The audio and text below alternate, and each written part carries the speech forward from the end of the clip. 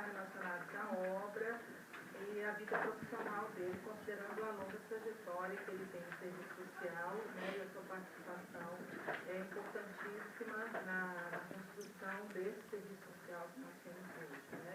Como atuante, militante, participou ativamente do movimento de reconciliação, né, que é o assunto que nós estamos tratando na DPHM 2, né, e que conhece toda essa trajetória, né, do serviço social, né, no Brasil, e essa militância toda para que os pequenos tivessem chegado a esse perfil de serviço social. Então, vou falar mais sobre isso. Então, Karen, minha conhecida já há bom tempo, né? No curso de especialização. A Carol também foi colega de tempão aí no departamento. Eu estou aposentado oficialmente desde 98, daqui da UNB, mas continuei como voluntário tempo integral até 2002. Aí passei um ano,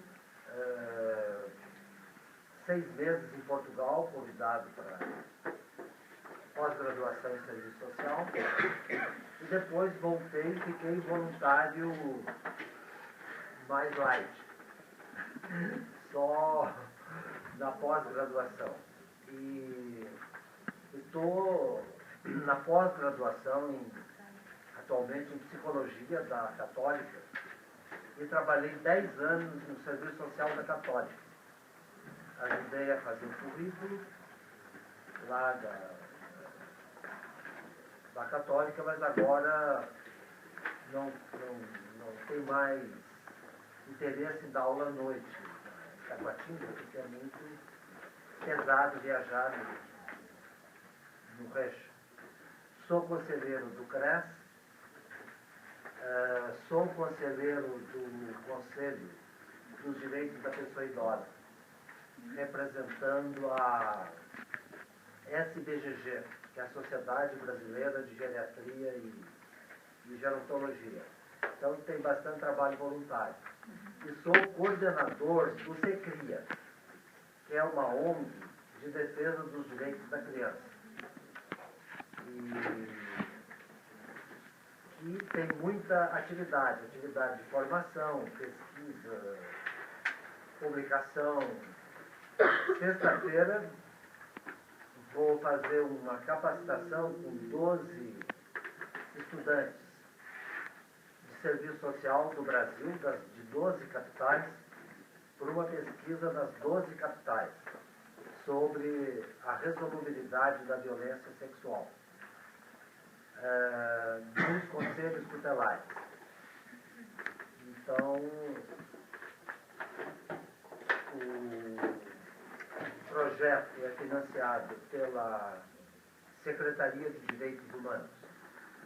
Então, a gente quer ver como que a denúncia é encaminhada e acompanhada pelo Conselho. E nossa hipótese é, digamos assim, inovadora, porque a gente quer ver a resolubilidade conforme a raça, a classe, o local de moradia e o tipo de denunciante. Então, nós vamos selecionar 12 denúncias por capital e ver como que essa questão é resolvida. A outra pesquisa que eu estou fazendo é sobre as representações sociais que os psicólogos têm dos assistentes sociais e vice-versa em 3 áreas: jurídica, de saúde e assistência. A pesquisa já está terminada, coleta de dados, agora estamos interpretando os dados. A outra pesquisa que está concluindo é sobre a violência contra as pessoas com deficiência. Então, eu fiz grupo focal em cego, surdo, cadeirante e deficiente intelectual. Já está encerrada. E uma que está ainda fresca é a adesão de pessoas idosas aos medicamentos, tendo em vista a política pública de medicamento para idosos. Então, são muitas pesquisas e ainda tem uma atividade, outra voluntária, que chama Matinê da Maturidade. São filmes que eu escolho e que tem parceria da SBGG, da Católica, da Secretaria do Idoso e da Secretaria da Cultura. E a gente apresentou até um projeto agora, esse não está aprovado pelo CNPq, que é as representações sociais da velhice nos filmes e nos debates dos filmes. Cada segunda-feira do mês, a última, tem um filme no Teatro Nacional. A gente entra com o filme no debate, a Secretaria de Cultura com o local e a Secretaria do Idoso com o transporte. Então vem idoso de Taguatinga, de Ibigama, etc. E estão organizando o congresso de geriatria e gerontologia em setembro. Quem quiser pode apresentar. O trabalho já está fechado, né? Se inscrever é COGER 2013, que é o Congresso Regional de Geriatria e Gerontologia. Então vocês veem que tenho uma atividade bastante grande com a prática. E meu interesse em discutir com vocês é a relação da teoria com a prática. Que há uma tendência no serviço social, inclusive num artigo que saiu a semana retrasada, da Ana Elizabeth Mota, dizendo que do serviço social tem dois grupos, um grupo que pensa e um grupo que executa. E o grupo que pensa estaria formando uma massa crítica. E o grupo que executa, mas não faz crítica. São executores. Então, ela propõe, para pensar o serviço social, uma ruptura da teoria com a prática. Uns fazem teoria e outros fazem prática. E a pergunta que eu quero fazer para vocês é se é possível uma teoria na prática. Inclusive, a presidente da ADEPS tem um livro que chama Na Prática, Teoria Outra. Né? Dentro dessa mesma linha de separação, de esquizofrenia, vamos chamar assim, da massa pensante e dos milhares de assistentes sociais que executam. No Brasil deve hoje existir uns 200 mil assistentes sociais, então nós teríamos um grupo pensante e um grupo executor. O que vocês acham? Quem executa pensa? E quem pensa não executa? Como é que se resolve essa dicotomia na relação teoria-prática? Porque o serviço social é ao mesmo tempo uma profissão, uma ciência, e um movimento político. Então eu não separo as três coisas: ciência, profissão e ação política. Como ciência, o serviço social é uma ciência prática. É uma ciência, porque é um acúmulo de conhecimentos, sistematizado. Até nós poderíamos fazer muito mais ciência na prática, mas é uma profissão, porque é regulamentado. Tem lei, tem conselho, tem código de ética, tem congressos. Então, é uma profissão. E é também um movimento político, no sentido de participar da reflexão das políticas sociais, dos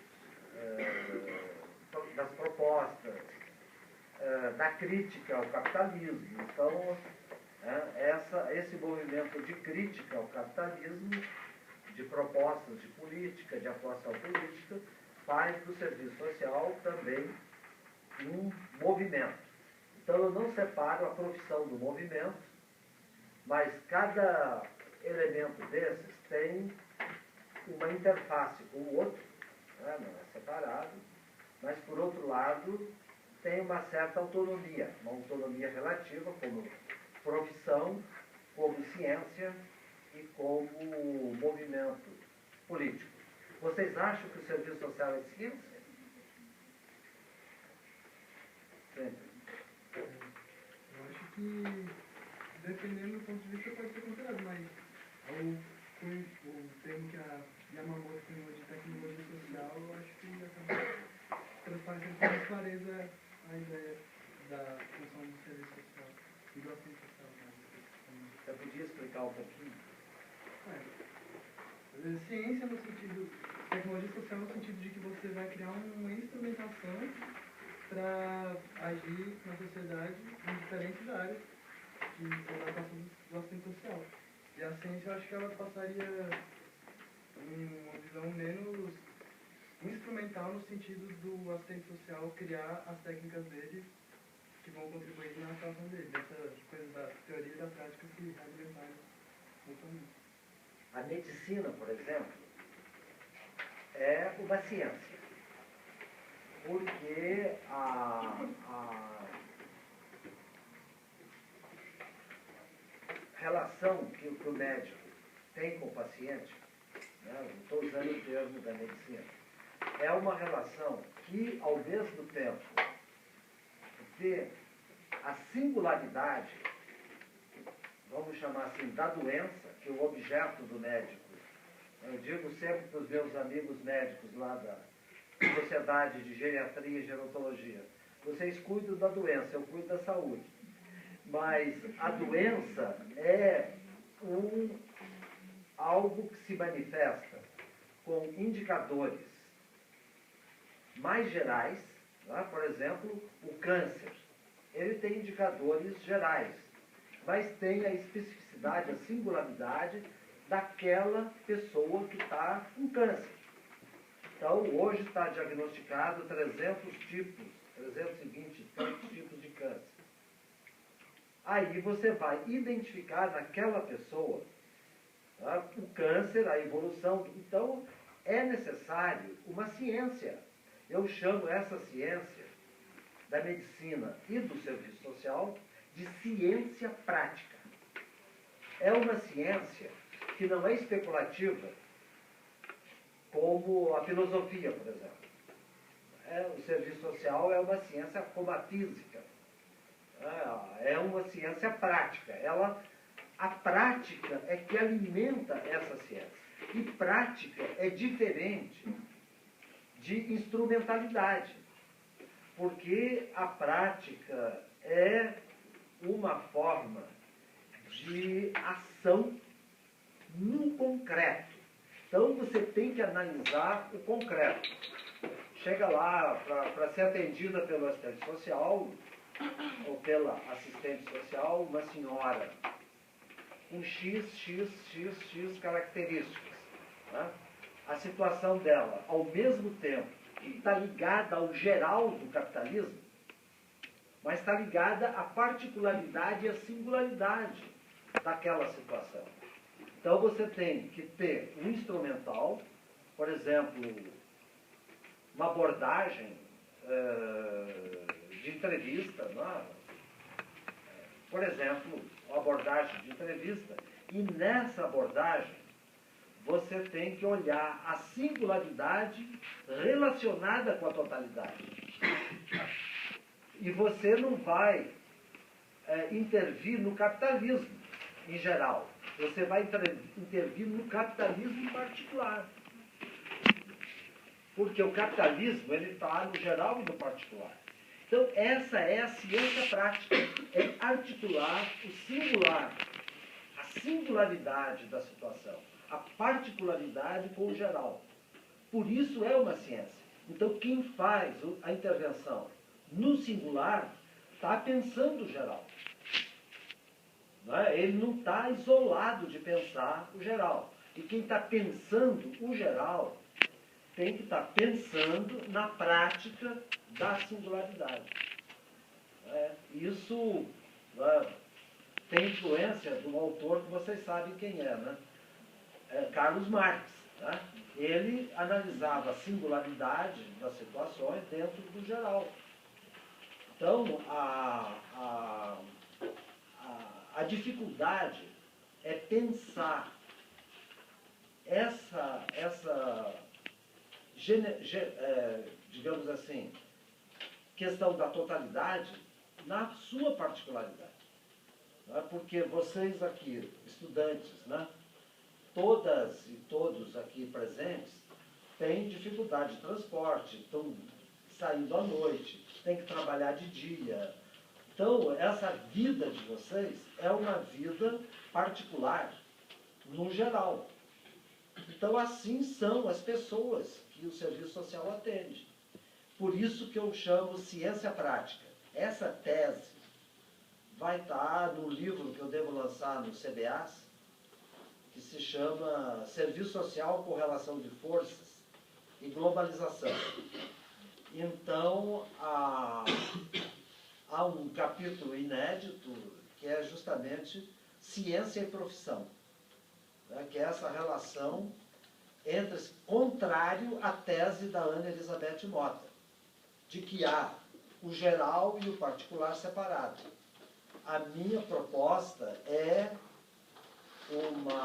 uma crítica a essa visão esquizofrênica do geral e do particular e uma proposta de relação profissional, tá? Que é uma ciência prática, porque você tem muitos tipos de ciência.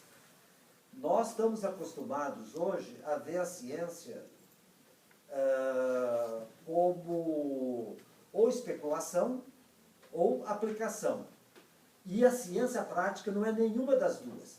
Não é uma ciência especulativa que vai investigar teorias e nem uma ciência aplicada que vai só ter uma teoria elaborada por um grupo e aplicar aquela teoria. É o que eu chamo fecundação mútua da teoria e da prática. É como quando você vai nadar. Você tem a teoria da natação, mas a hora que você se joga no rio, a tua teoria tem que estar articulada com os movimentos, né? Tem que dar abraçada, tem que a respiração, tem bater as pernas, ver as resistências, se for no rio, se for no mar. Né? Então, você pode nadar mais ou menos conforme essa fecundação da teoria e da prática. Então,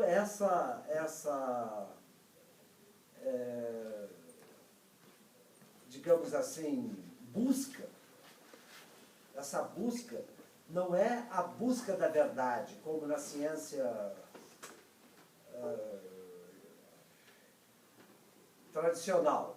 A gente não vai atrás da verdade, mas atrás de consolidar uma prática consistente, coerente com a teoria, e nessa prática consistente buscar alternativas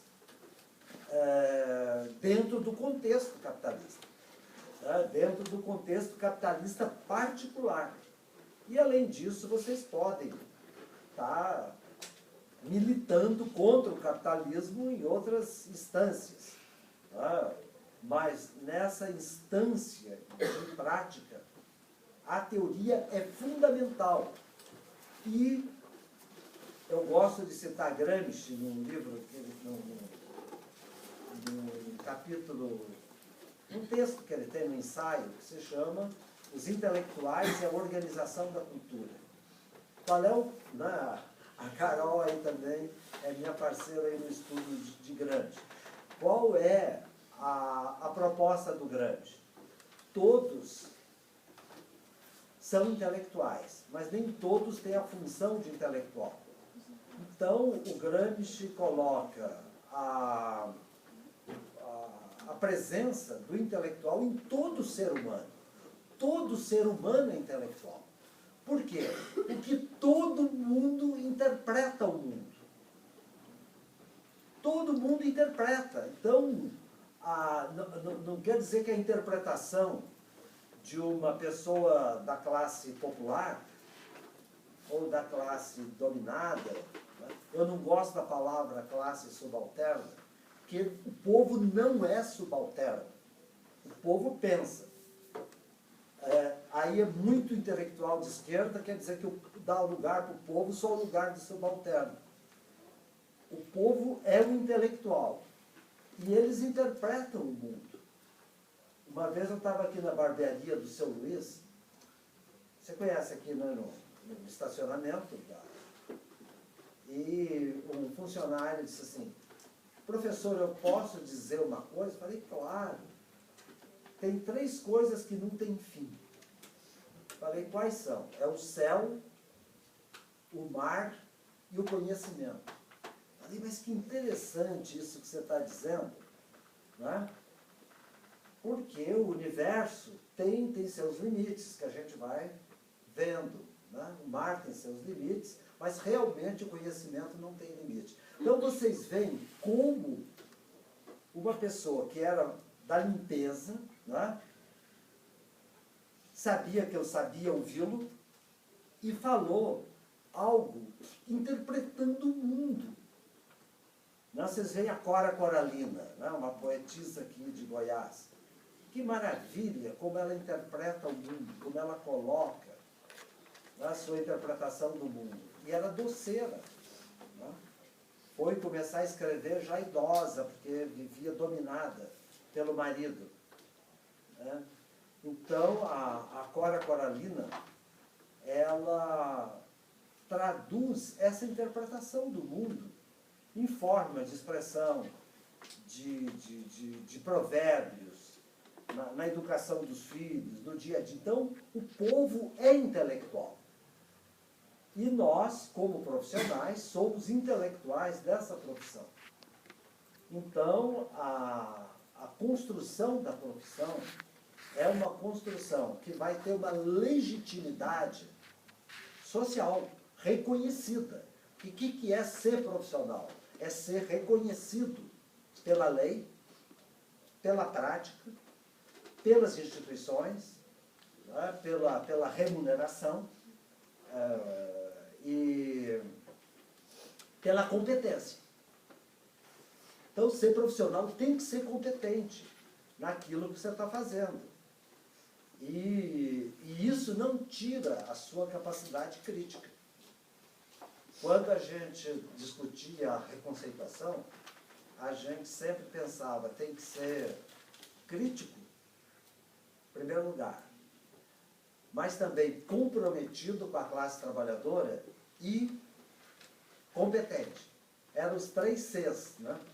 CCC, não era caça aos comunistas, mas era crítico, competente e comprometido com a classe trabalhadora. Então, a profissão, ela vai te dar uma legitimidade reconhecida. Então, você tem que estar diante de uma relação, não é? Onde você tem que ter alternativa. E, muitas vezes, quem não tem alternativa faz encaminhamento. Ou porque realmente é necessário pela burocracia, mas também porque não sabe o que fazer como profissão. Então, o encaminhamento ele tem que ser teórico. Você tem que saber por que está fazendo o encaminhamento. Senão ele se torna um ato banal, autoritário. Benefício. Atribuir benefício, até o computador pode fazer. Lá no Canadá, os agentes sociais inseriam os dados da pessoa no programa, e aí apertava o botão e dizia, o senhor está classificado tal benefício. Então, atribuir benefício pode ser melhor por um programa, um software. Então, atribuir benefício não é serviço social. Atribuir benefício é a concessão de um direito.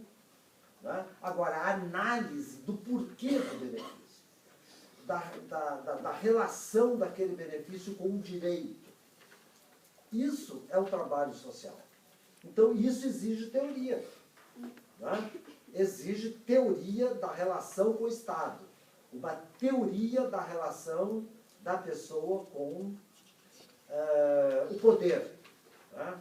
Com o seu poder. Então, essa teoria, que eu chamo de correlação de forças, né, é a base de uma intervenção teórico-prática e prático-teórica. Que é a prática crítica e a crítica prática.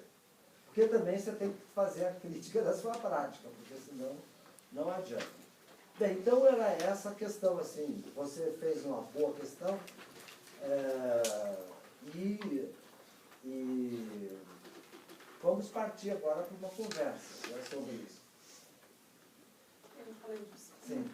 Nós estivemos lendo um dos seus textos aqui, o que o serviço social quer dizer, e aí eu vou ver uma pergunta aqui que eu queria que você me respondesse. Quais seriam os pressupostos que a assistência social ele tem o papel de fortalecer? Dentro do texto que você colocou, né, a crítica entre o profissionalismo e a militância do assistente social. Eu queria saber como que a gente pode fortalecer a nossa posição nisso. Como profissão? Como a profissão e o papel de fortalecer a sociedade, a identidade em si. O objeto do serviço social foi mudando historicamente. Eu não vou aqui fazer um percurso dessa história, mas dizer que houve um marco fundamental na mudança desse objeto, que é a passagem da atuação privada, como fazia Mary Richmond, né, dos problemas individuais, para uma intervenção dentro do Estado. Então, isso mudou a prática radicalmente, porque não é mais a relação do assistente social com o indivíduo isolado ou no contexto de uma entidade filantrópica, mas é no contexto da proteção social. Então, quando o serviço social foi sendo uma atividade estatal,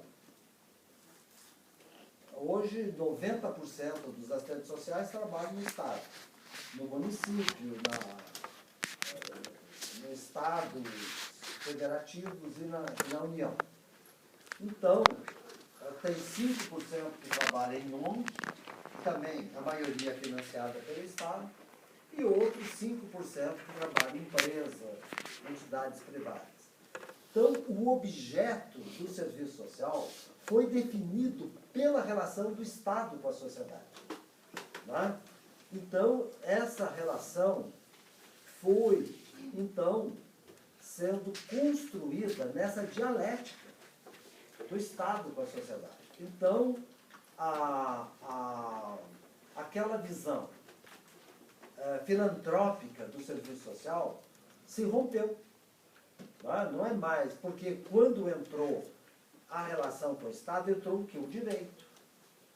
Então, para fortalecer a profissão, tem que entender bem esse objeto colocado pelo próprio contexto, né, de exercício da profissão. E na Inglaterra, onde o serviço social é mais antigo ainda que no Brasil, né, a proteção social vem se construindo desde o início do século XX, né, com a intervenção do Estado. Nos Estados Unidos, que demorou, porque lá o Estado é mais é visto numa ótica mais liberal, né, e neoliberal. E na Europa, em outros países da Europa continental, na França, por exemplo, O serviço social é todo estatizado. Né? É uma intervenção estatal. Na Holanda, onde eu fui exilado político, e vivi da assistência pública. Eu acho que eu sou o único assistente social que fui assistido social. Porque eu vim da prisão no Chile, né, para o exílio na Holanda, que foi o país que me acolheu. E lá vivi da assistência pública durante 9 meses. Então, aqui era um abrigo, né, eu morava num abrigo, um abrigo público, que recebia refugiados do mundo inteiro e tinha comida, né, e a máquina de lavar roupa, evidente, cada um lavava a sua, e lá e uma ajuda semanal para as coisinhas, para cigarro. A minha mulher fumava naquela época, tinha um filho, comprava os docinhos para a criança. Então, e tinha aula de holandês. Então, a obrigação da tutela era aprender holandês. Bom, então, para quê? Para se entrar no mercado de trabalho. Então, a assistência era a relação com o mercado de trabalho. Então, era uma função do Estado. Né? E os assistentes sociais na Holanda, naquela época tinha várias tendências também, era de como encarar esse serviço social dentro do Estado. Então, essa foi a grande mudança no papel. Então, o que para fortalecer a nossa profissão? Você tem que entender, então, essa relação com o Estado, as suas atribuições no CRAS, no CREAS, no CAPS, no sócio jurídico, na saúde, né? E fazer, então, dentro dessa ótica de relação, uma atuação, uma prática que incorpore esses elementos da crítica, da política e da competência. Porque o Estado também não vai te contratar para você ficar pensando e discutindo o capitalismo, né? Porque não é... E nem o povo vai querer te pagar para isso. Né? Então, o povo vai querer te pagar para você fazer as funções dentro desse objeto que é a proteção social, que é a lógica do direito social, né? E o mais, digamos assim, efetivo possível. Né? Então, e aí você se fortalece, né, nesse compromisso, que é compromisso com a classe trabalhadora, mas dentro do Estado. Então, essa é uma dinâmica difícil. Né? Você construir esse compromisso, porque a classe trabalhadora está na sala dos hospitais. Você não precisa encontrar a classe trabalhadora no 1º de maio, lá com o Paulinho da Força Sindical, tocando rock. Você vai encontrar a classe trabalhadora no hospital, né, no sócio jurídico, né, a mulher violentada, né, no conselho tutelar, nas escolas, e assim por diante. Então, o compromisso de classe é um compromisso real e concreto. É com a classe trabalhadora que está ali. Não é com uma classe trabalhadora em geral. Compromisso profissional é com a classe trabalhadora na sua particularidade. Claro, dentro de um compromisso geral, analisado e complexo. E aí, o fortalecimento da profissão é garantir, vamos dizer assim, essa dialética do direito, né, da proteção com as condições reais das pessoas, porque enfrentar a desigualdade social é uma questão angustiante para a gente. Né? Você vê todos os dias as pessoas em sofrimento, ver as pessoas demandando e se contrapondo, buscando uma alternativa ao abandono, né, do capitalismo. Nesse número da revista Catarse, que a Ana Elizabeth escreveu o artigo, eu tenho um artigo que se chama O Cuidado em Serviço Social numa Perspectiva Crítica. Então, nós temos que saber pensar e saber cuidar. Saber fazer essa mediação entre o que a sociedade e o Estado estão demandando da profissão, porque o Estado é contraditório. Porque, às vezes, há uma interpretação errônea do Estado. Claro que ele é hegemônico capitalista. Tá? Não tem, dentro do capitalismo, você não vai ter um Estado anticapitalista. Seria uma contradição inteira.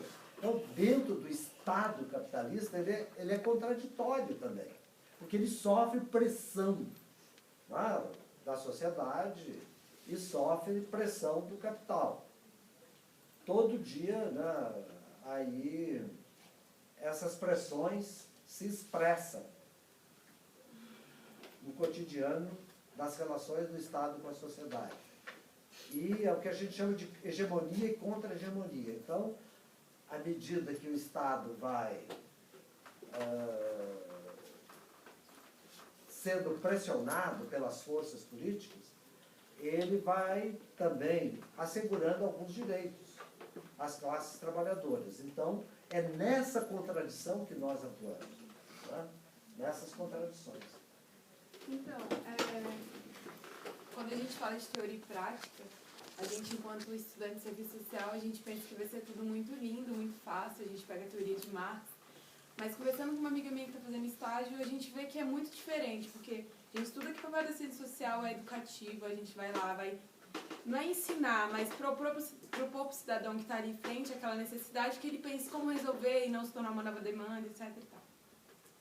Mas só que tem um grande problema, porque eu acho que a ciência social ele perde um pouco da sua força revolucionária, porque a gente tem que ser revolução mesmo, porque a gente conhece as contradições e seria tudo balela se a gente não exercesse.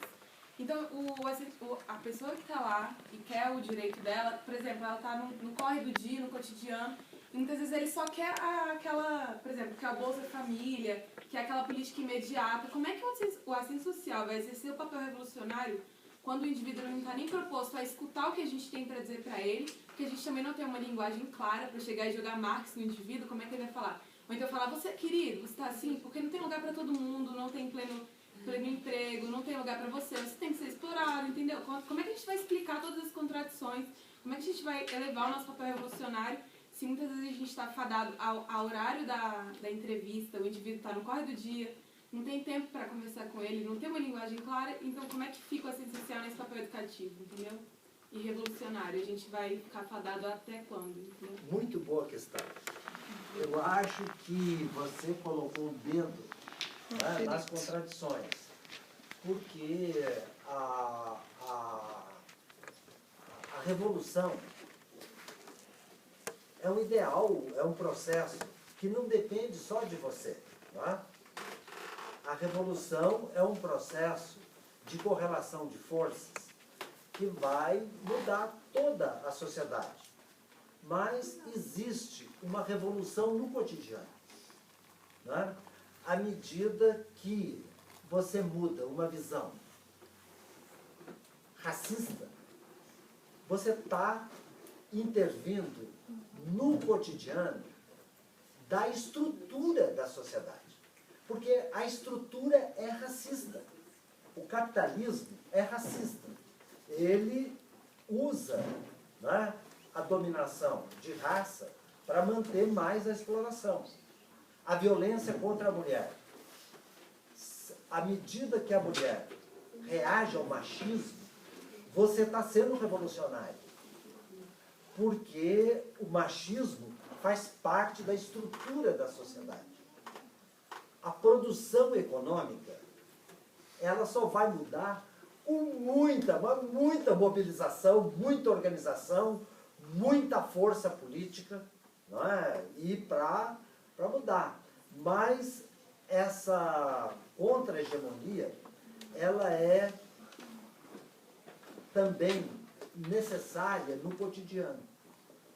Então, assegurar um direito, por exemplo, de uma escola, para o menino negro que é excluído, isso é uma revolução no cotidiano, porque a relação dele com o mundo vai se tornar mais qualificada, mas também pode se tornar mais crítica. Mas a crítica não vai depender só da gente.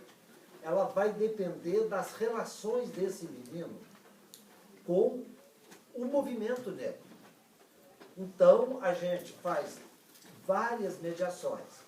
A mediação com o Estado, que é a proteção, segurar o direito. A mediação na relação com o menino, que é uma relação de respeito. E a mediação com os movimentos da sociedade, né, que é o movimento negro. Então, você pode perguntar, você conhece o movimento negro?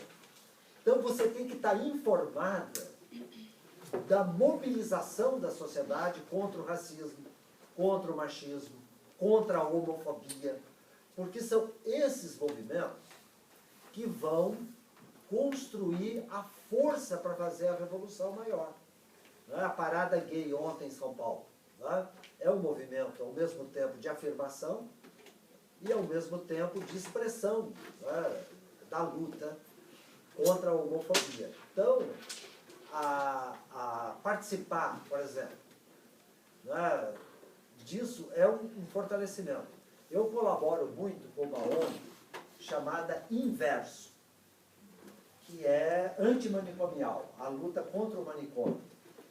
Então, esse movimento antimanicomial mobiliza os 30 frequentadores da Inverso, que são pessoas que têm transtorno mental, e eles se expressam, por exemplo, no dia 18 de maio, né, na luta antimanicomial. No Carnaval, tem o bloco do Rivotril. Tem agora o Facebook. Né? Eu não tenho Facebook, mas vocês podem botar lá inverso.saúde mental para ver o Facebook da Inverso, onde eles estão se expressando e saindo da discriminação. Porque não tem palavra mais desqualificada no mundo que a palavra do louco. Então, à medida que você dá a palavra ao louco, ao chamado de louco, você está mudando a relação dele com o mundo. Isso é o que se chama a teoria o paradigma da correlação de força. Então, você vai mudar a relação de poder. Então, por isso que eu coloco como objeto do serviço social a relação de poder. Então, é mudar a relação de poder. É uma revolução que vai ter interferência em outras relações de poder. Porque com a profissão nós não vamos salvar o mundo, nem mudar o capitalismo por meio da profissão. É preciso muita luta, não é, política da classe trabalhadora do seu conjunto, ou das classes trabalhadoras, não é, porque não é só o operariado.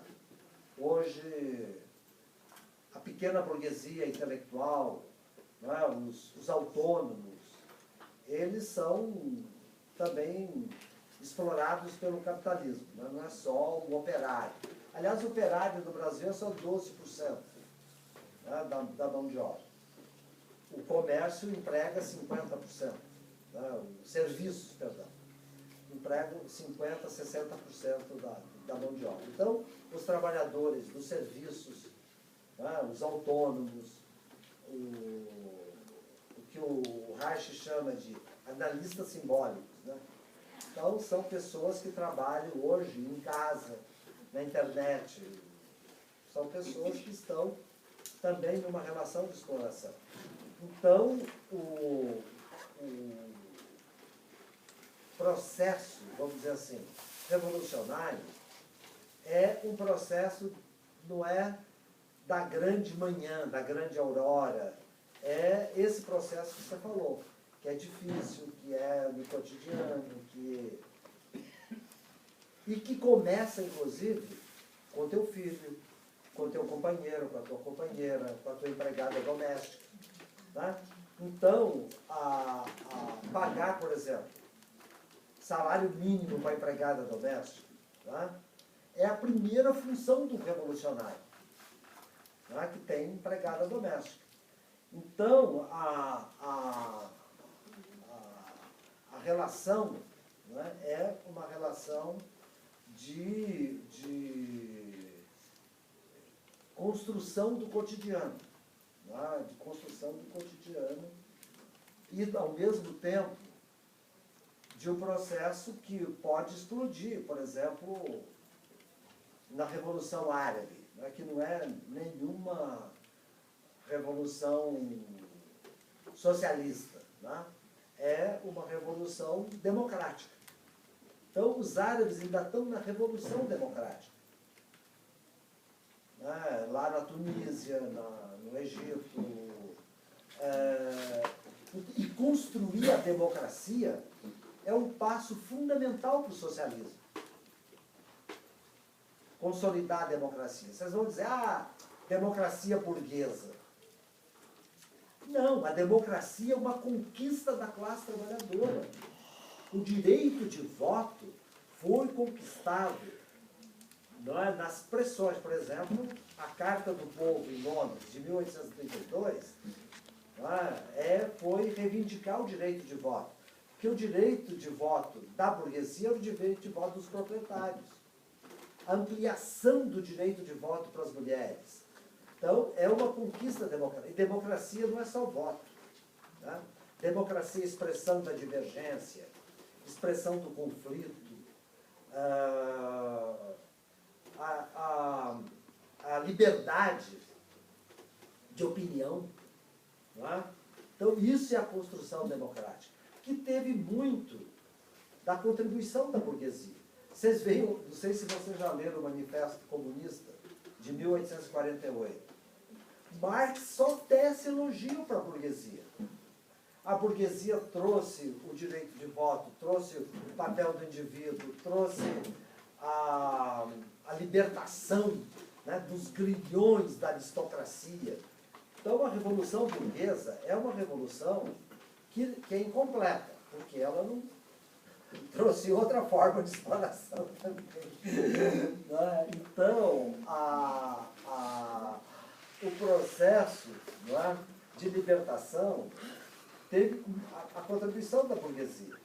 Inclusive, essa foi, vamos dizer assim, uma divergência nossa nos anos 60. Eu sou um dos fundadores da AP, da Ação Popular, que a gente divergia do PC, daquela época, do Partido Comunista.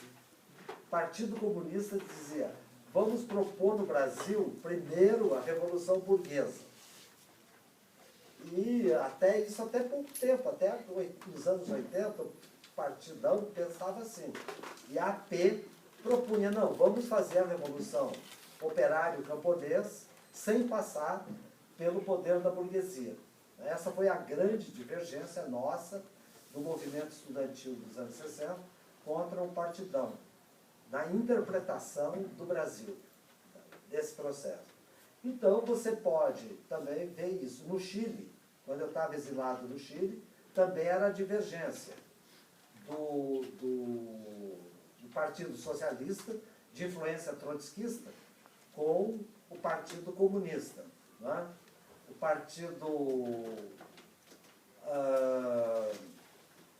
Comunista, né, propunha a revolução pelo aumento da produção. E o Partido Socialista propunha avançar, se intensar, sem compromisso. Era o avanço, né, principalmente os trotskistas do Chile. Então, naquela conjuntura, não é? Era importante essa discussão do que era a transição ao socialismo no governo do Allende. E bom, discutir isso, a gente pode passar uma noite conversando. Mas a revolução é um processo complexo. Né? E a Revolução Cubana, por exemplo, ela teve um movimento em 60, né? A tomada do poder, mas a verdadeira revolução começou depois. Né? Quando tomou o poder,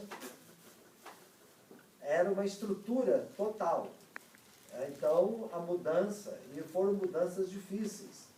Né? E hoje está num outro momento histórico, a Revolução Cubana.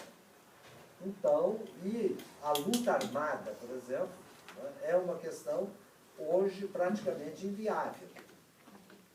Não é? Porque com o controle do satélite se descobre até a bala do revólver. Mas mas é uma revolução também que tem outros métodos de luta. Por exemplo, o homem-bomba que os palestinos usam vale mais que um exército, né? Muitas vezes. Então, toda essa nova relação, não é, mudança revolucionária com a sociedade existente é algo que não se constrói olhando para um copo de chope, né? Mas ela se constrói justamente numa, pior ainda, bebendo. Ela se constrói nessa dialética da construção das forças. Nós temos ainda, funciona um pouco, um grupo de jogar buraco, e a gente reúne ex-presos políticos, ex-militantes, né? E a gente chama o grupo de aparelho, porque na época o aparelho da ditadura era algo que você não podia falar no telefone, porque era tudo vigiado. E o nosso maior prazer é pegar o telefone e dizer, hoje tem reunião do aparelho. A principal maneira que a gente tem de jogar buraco é falar mal do governo. Mas naquele momento, a gente fala mal do governo. Mas não é, a revolução não é isso. Então, a gente pode fazer humor também com a repressão que houve. Mas a revolução é um processo de construção de força. E esse processo é um caminho que tem que ser analisado em cada conjuntura, em cada momento histórico, com as forças em presença, as contradições, que a revolução nasce das contradições. Não é a gente que vai voluntaristamente. Ela depende das contradições, da agudização dessas contradições. Mas foi muito boa a sua questão. A turma aqui, ó, os professores estão estimulando vocês a serem intelectuais.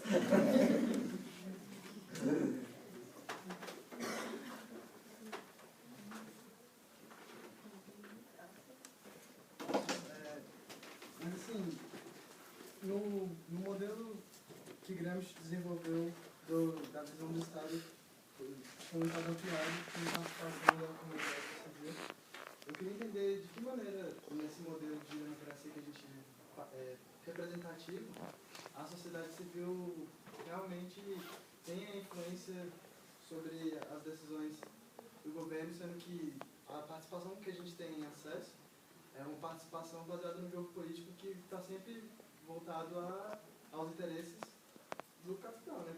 Que é mais ou menos quem estrutura quem vai e quem não vai jogar nesse jogo da cidade. Então, de que maneira esses termos que o Gramsci cunhou, assim, de sociedade ampliada, de Estado ampliado, não tem... Do ponto de dar, cada conjuntura ela vai ter uma maneira diferente. Então vamos pegar a Itália de hoje. as últimas eleições da Itália tiveram 3 forças no parlamento.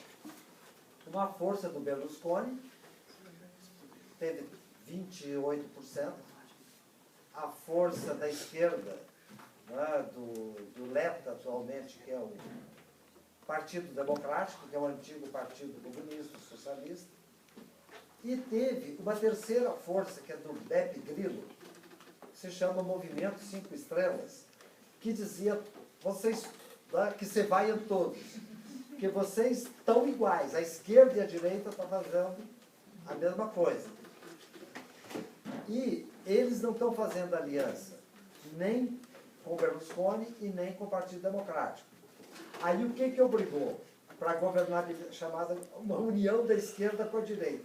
Do Berlusconi, né, com os partidos mais à esquerda, para manter o Estado, e os outros estão criticando essa aliança.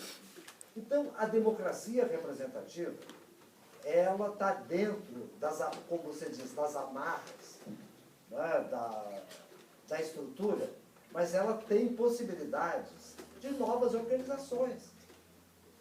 Só que a gente não tem fôlego, não tem, né, condições.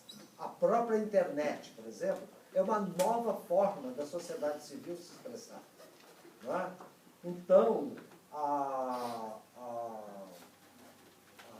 o movimento dos indignados, né? O quebra-pau que está na Europa, na Grécia, na Espanha, eles não aceitam os partidos tradicionais.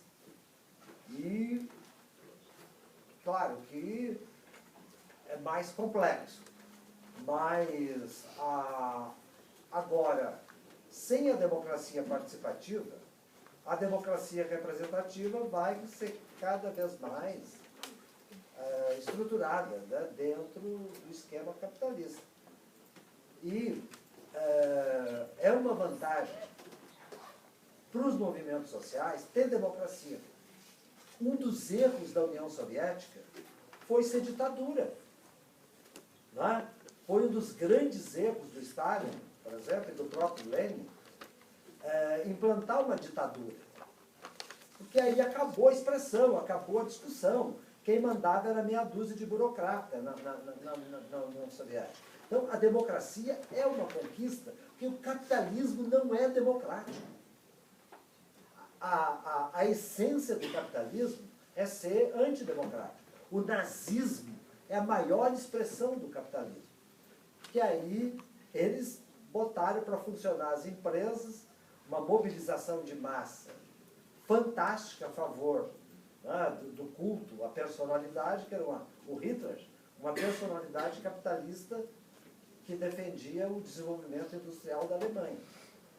E tirar a riqueza dos judeus, pelo menos, para transferir para o Estado alemão. Né? Então, essa é da essência do capitalismo não ser democrático. Então, a democracia é uma conquista da classe trabalhadora e a gente tem que trabalhar nesses espaços. Agora, como você diz, são espaços, né, complexos. Não há espaço vazio no poder. Não há espaço vazio. O poder ocupa todos os espaços. Então, é preciso você articular o contrapoder. E a democracia facilita mais isso. Você vê aqui no Brasil, os índios, por exemplo, eles estão usando a democracia para se expressar na reivindicação pela terra. Na época da ditadura, índio era também considerado inimigo. Não é? E durante a história autoritária do Brasil, o que foi feito? Ocupar as terras indígenas. Então vocês veem que na democracia os índios estão defendendo os seus interesses. Porque qual é o maior interesse do índio? A terra. Então, e qual é um dos interesses do capitalista? A terra. Então, nós estamos na democracia possibilitando a expressão desse conflito. Aí você pode estar a favor do capitalista para ocupar a terra com a monocultura ou a favor da terra para os índios. Né? Então, o conflito, ele não se manifesta só nos partidos. É na luta dos negros, do índio, das mulheres. Então, a democracia contra a homofobia. Agora, o partido político, né, ele começa um partido muitas vezes emergente, como é a história de muitos partidos, inclusive do PT, né, começa com o movimento sindical, depois que ocupa o poder, foi sendo cooptado, né? Então, o processo de construção democrática é um processo em movimento. Agora, eu sou, digamos assim, pelo aprofundamento da democracia. Eu acho que a democracia é uma conquista da classe trabalhadora e é um caldo de cultura da expressão dos movimentos sociais. Porque sem democracia, você não tem nem voz. Então, e a democracia burguesa, que foi conquistada com esse direito de voto, ela foi sendo mudada pela classe trabalhadora. Né? Com a ampliação do voto, a ampliação das expressões, das reivindicações. E no próprio Estados Unidos, né? Que eu fui exilado político também no Canadá. Então você via as greves né, dos trabalhadores com os seus cartazes na rua, circulando. Né? E a primeira greve da universidade onde eu trabalhei, de 150 anos, foi quando eu estava lá. Eu não fui o causador da greve. Mas foi as condições mesmo de trabalho. Mas ninguém entrava na universidade. Durante 3 meses, nós fazíamos piquete a menos 40 graus. Então, a universidade, quando é greve, agora, também cortava o nosso salário. Nós ficamos 3 meses sem salário, até negociar. E como a gente se mantinha? O sindicato fez um acordo com a Caixa Popular, a Caixa, do empréstimo semanal, na época era de $70, para a gente pagar depois que voltasse ao trabalho, a juros razoáveis. Então, o sindicato fez o empréstimo, com isso a gente pagava alimentação mínimo, né? Não morria de fome, mas salário cortado, mas universidade totalmente parada. Inclusive, nós professores dormíamos na universidade para evitar que ela fosse ocupada pela polícia, pela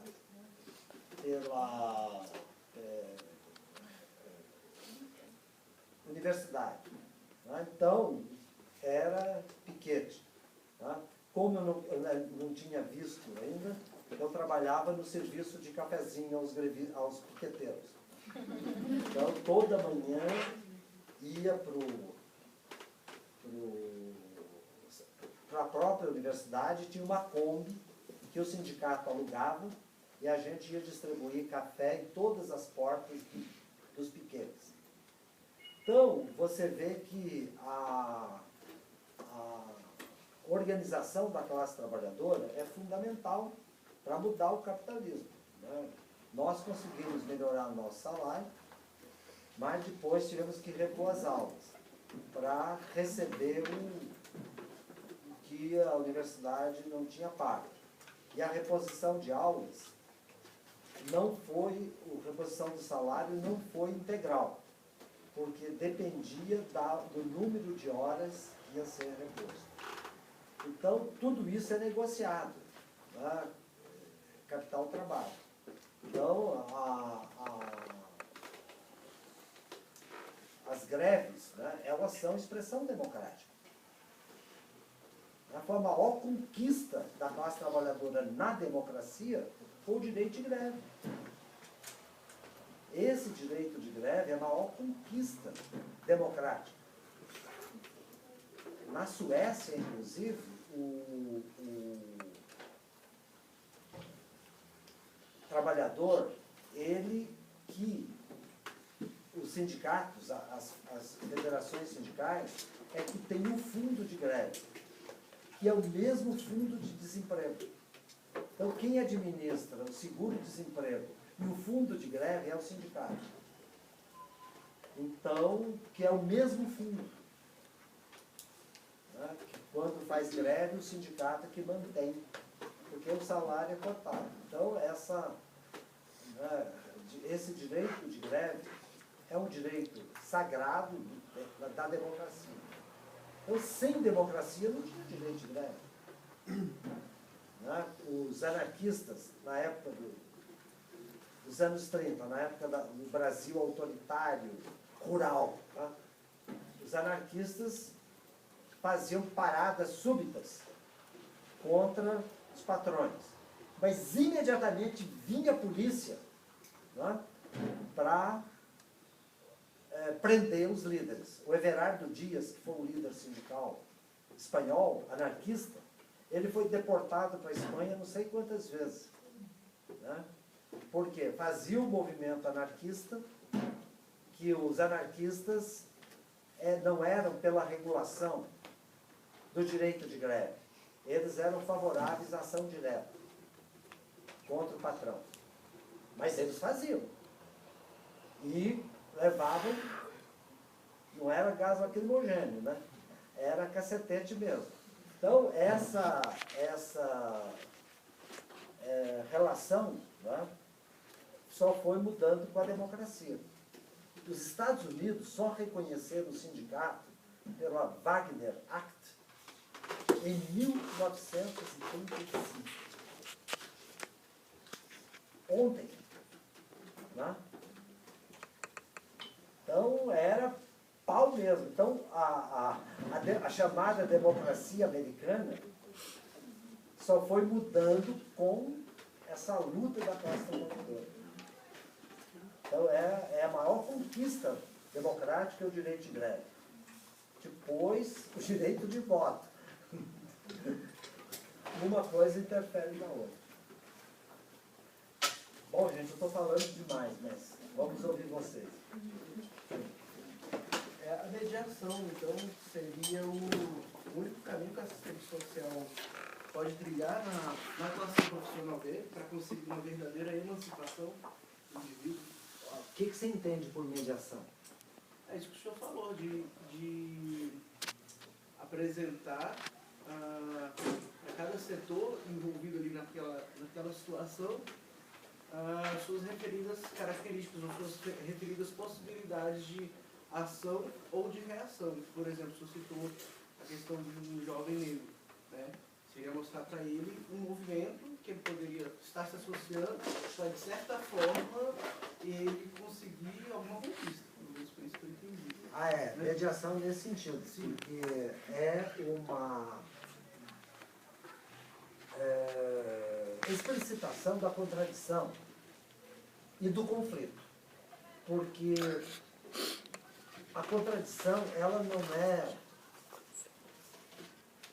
vamos dizer assim, visível. Tá? A contradição é uma análise teórica que você faz. Agora, o conflito de raças, por exemplo, é um conflito que expressa a contradição capitalista. Então, eu acho que a mediação é esse processo de se inserir os conflitos e contradições. É essa alternativa, assim, de mudança, porque nós temos o poder limitado. Né? Estamos dentro de limites. Até pelo próprio Estado. Exato. Mas para a ciência social, ele não perder todo o embasamento teórico que ele possui e ficar fadado só, por exemplo, a sua jornada de trabalho de 30 horas, ele tem que ser, para além de assistente social, um ser social. Porque a gente entende de tantas coisas, a gente vai ficar se limitando nos horários de trabalho, então a gente tem que levar isso para os movimentos sociais, para as pessoas e perpetuar, tipo, com qualquer pessoa que a gente tenha contato, entendeu? Eu acho que a mediação se dá no dia a dia mesmo, porque a gente vê, por exemplo, os movimentos sociais aqui na universidade. Nem os movimentos sociais na universidade estão sendo capazes de pegar todas as pessoas da universidade, ainda tem pessoas homofóbicas, racistas na própria universidade. Por que o nosso movimento social não está alcançando nem essas pessoas, entendeu? E a gente fica colocando a sociedade civil como terceira pessoa, tentando chegar na sociedade civil. A gente não se reconhece também como parte da sociedade civil. Nós todos temos preconceitos, a gente tem que lutar contra eles diariamente. Então a gente não pode esperar que o assistente social salve o planeta, ou tire as pessoas do capitalismo, de todas as suas contradições. A gente tem que se reconhecer como sociedade civil, como ser social, para além do assistente social e modificar através de movimentos sociais, sim, não só enquanto a gente vai trabalhando, mas além de todas as relações. Então acho que a mediação se dá a todo instante, entendeu? Acho que é isso. Por aí, porque nós, como diz Marx, somos um conjunto de relações. Então, você tem a relação de trabalho, a relação com os colegas, a relação com os professores, a relação com a universidade, a relação com os movimentos. Né? Então, é trabalhar essas relações, realmente, né, na sua complexidade e aumentando a força que elas têm. Porque a gente pode atuar com a força que tem. Então, o meu papel, por exemplo, né, de intelectual, é pesquisador. Então, eu tenho que colocar a minha pesquisa a serviço dessa mudança. Né? Toda pesquisa que eu faço é no sentido de tentar fazer uma crítica. Mesmo, aliás, eu nem dou bola para isso, financiada pelo Estado. O Estado quiser me financiar, ele vai saber que vai ter crítica. Quer dizer, eu não estou vendendo a minha pesquisa, meu pensamento, por financiamento da pesquisa. Então, a pesquisa, ela tem uma função, né, crítica.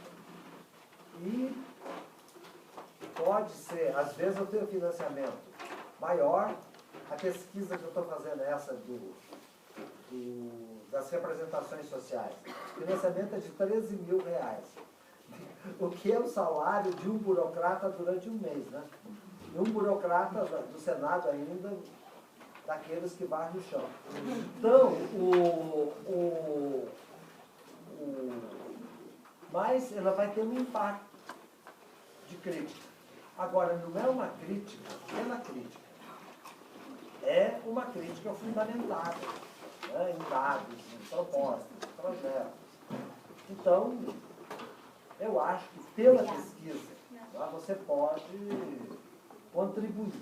Não vai mudar o mundo com a pesquisa, mas vai contribuir na relação do dia a dia, né, com o mundo. Então, aí é acumular forças. O cinema do idoso. Então, eu escolho filmes que são críticos, né, ao capital. Por exemplo, a semana passada nós passamos o filme Copacabana, da Carla Camurati, que é um filme, né, que mostra o caixão de defunto de um velho de 90 anos, e ele vai fazendo uma retrospectiva da vida social dele, do século XX, né? Como era o Rio de Janeiro, as relações. Então, é um filme que contribui para a crítica ao capitalismo, né? E que critica os valores morais dominantes. Por exemplo, tem uma cena, né, em que uma idosa se masturba. Então, é algo que mostra que o idoso é independente, né? Que ele tem o direito de usar o seu corpo. Né? Então, essa perspectiva, né, é uma perspectiva revolucionária do corpo, à medida que coloca a pessoa idosa no seu direito né, de existir. Então, a escolha dos filmes, né, é sempre uma escolha que leva em conta uma crítica. O filme anterior foi de outra mulher, da Laís Boldansky, que fez O Bicho de Sete Cabeças, que é o filme que se chama Chega de Saudade. Então ela mostra num baile, né, de idosos todas as contradições da velhice. Então você pode trabalhar a relação da revolução do desejo, da revolução de viver o seu direito do cotidiano, numa crítica também ao sistema. Quer dizer, você não precisa isolar o momento, né? Como você diz, é um ser social. Quer dizer, vamos colocar as nossas relações presentes. Agora, cada grupo vai ver o filme de uma maneira diferente. Então, na hora da discussão, você pode chamar atenção para algumas questões. E os próprios idosos, que já viveram tudo na vida, né? Eu já estou velho, mas nem por isso estou mais sábio. Mas, em todo caso, a gente vai tendo mais condições de expressar também as coisas. E lá nesse cinema, as pessoas idosas vão falando. Né? Isso como pessoa, porque você não pode separar o trabalho, até a sua questão é ótima para isso, separar o trabalhador da pessoa. Marx fala isso, cada linha, cada página do Capital. Não se pode separar o trabalhador da pessoa do trabalhador. Então o trabalhador é uma pessoa. Porque como é que você vai falar? Ele até fala do trabalho abstrato e do trabalho concreto. Mas na hora de falar do trabalho abstrato, ele está fazendo uma teoria. Mas na hora de falar do trabalho concreto, ele está falando de uma pessoa. Então, pessoa que sofre, que chora, que tem que comer, que vai comer batata, que vai dormir no frio, que vai viajar, que vai ter transporte. Então, é a pessoa que está presente. Mas está o trabalhador também. Na verdade, eu queria direcionar minha fala diretamente para a Bélia, né, que a Débora falou. É porque a gente está submetido mesmo. A lógica do capital, enquanto profissionais, enquanto estudantes. Então, a gente encontra essa série de limitações à nossa atividade militante. Né? Eu acho que o serviço social é uma área que atrai muito militantes, porque acho que é o único curso que continua tendo um viés de esquerda, né? Um apoio teórico marxista. E fazer o convite da gente estender esse debate para além daqui. Porque se a gente só debate isso pontualmente, em 5 minutos numa aula, as coisas não fluem. A gente tem que discutir mesmo. Por que uma estudante lésbica é espancada no estacionamento da UNB? Por que a direita que está no nosso DCE? Isso é muito preocupante. E a gente vive no Brasil esse momento de avanço das forças conservadoras. Né? A gente tem o Feliciano aí. A gente tem 72 estudantes na USP sendo presos por participarem do movimento estudantil. Então, acho que assim, a gente tem que se organizar, tem que ocupar o nosso centro acadêmico, tem que ocupar a executiva do nosso curso e, sei lá, militar, entendeu? Estender o debate, ocupar a rede social, ocupar tudo, porque, de fato, a gente tem que romper com as limitações que o capitalismo nos impõe. Isso é isso. Não, eu estou de acordo com você. Eu digo sempre que eu aprendi mais no centro acadêmico do que na sala de aula. E quando veio o golpe de 64, né, eu fui preso logo depois por ser líder estudantil. E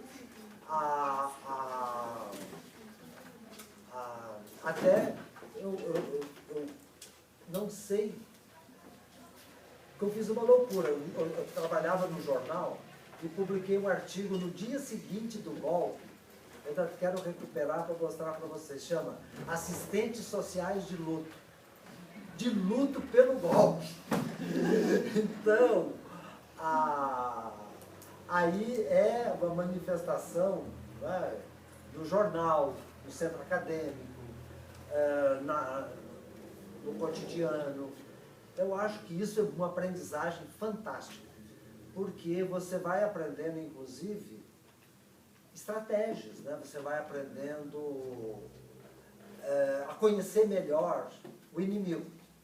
Você vai aprendendo, né, que ação você pode avançar, que momento você vai recuar, como você vai contornar. Né? Então, isso que você disse é muito importante, que é um aprendizado mesmo, né, que vai servir, inclusive, depois nas instituições. Né? Porque e ver como se movimenta a força dentro das instituições, e esse aprendizado é impagável. Realmente é muito importante. Já deu o horário de encerramento da disciplina, e aí já boa parte do grupo já saiu por causa das questões objetivas, né? Claro. O transporte, né, a van, o ônibus. Mas eu sei que com certeza teria outras perguntas, né? Não, a gente pode conversar. Se vocês me convidarem, um dia que encaixa na agenda, eu estou às ordens. Então, eu queria muito agradecer.